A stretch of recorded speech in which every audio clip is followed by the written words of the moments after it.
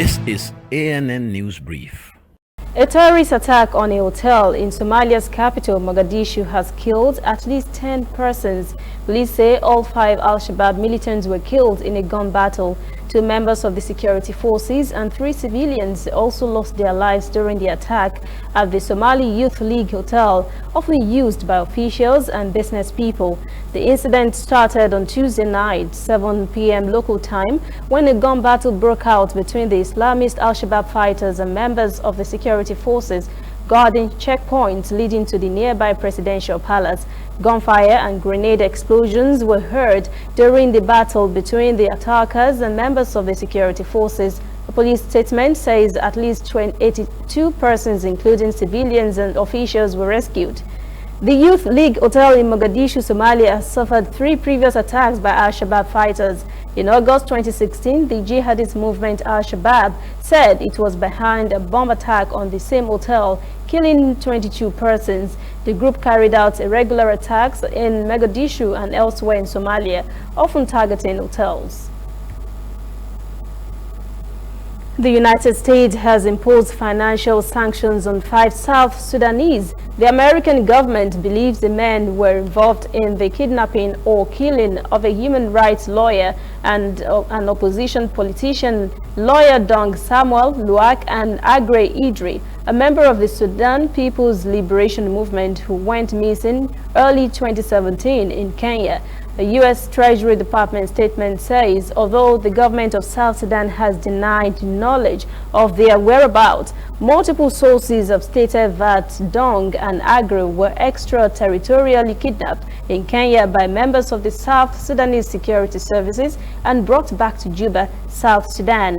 The sanctions will affect any property and interest the men may have in the United States.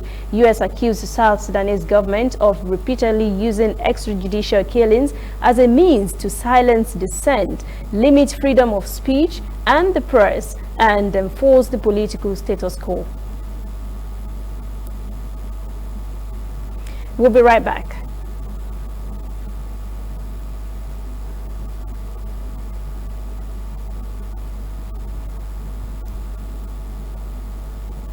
We are on the road every day, canvassing throughout Africa for news you really need.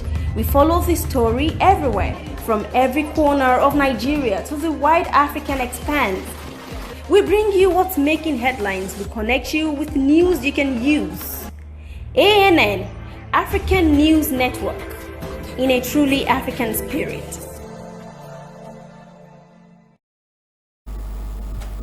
South African President Cyril Ramaphosa has cut short his state visit to Egypt so he could return home and resolve electricity crisis in his country. A deepening power crisis has reportedly seen 6 straight days of nationwide blackouts in South Africa.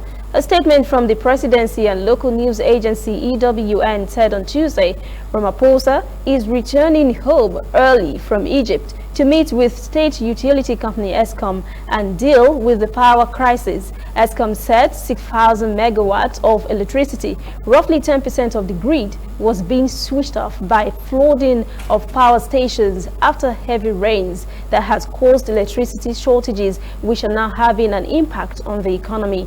Power cuts have put to stop gold and diamond production at some leading mines.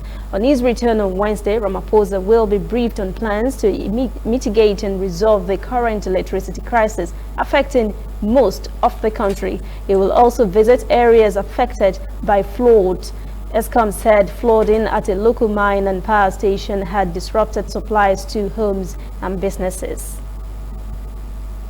That is ANN News Brief at 11. For details on these and other breaking stories, visit our website, annafrica.news. Conversation continues on our social media platforms, Twitter, Instagram, and Facebook at ANN Africa TV.